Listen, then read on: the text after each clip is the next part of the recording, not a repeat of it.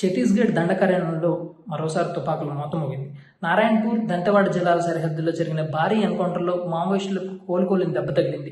ఈ ఎదురుకాల్పుల్లో ఇప్పటివరకు మృతి చెందిన మావోయిస్టుల సంఖ్య 36కు చేరినట్లు పోలీసులు తెలిపారు. ప్రస్తుతం ఎదురుకాల్పులు ఇంకా కొనసాగుతున్నట్లు తెలిపారు.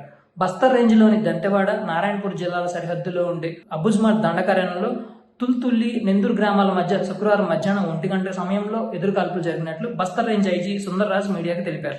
అక్కడ మావోయిస్టులు నక్కి ఉన్నారనే సమాచారంతో చేపట్టిన ఆపరేషన్లో district reserved guard, special task force police సిబ్బంది పాల్గొన్నారు. ఈ ఎన్కౌంటర్లో మొత్తం 36 మంది మావోయిస్టులు మృతి చెందినట్లు తెలిపారు. బస్తర్ రేంజ్లో ఇప్పటివరకు 170కి పైగా మావోయిస్టులు మృతి చెందారని చెప్పేసి పోలీసు వర్గాలు తెలిపాయి.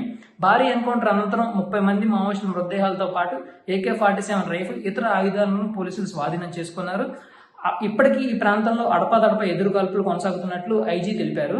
ఈ ఏడాది ఇప్పటివరకు బస్తర్ ప్రాంతంలో 170కి పైగా మావోయిస్టులు మట్టుబెట్టినట్లు పోలీసులు వివరించారు.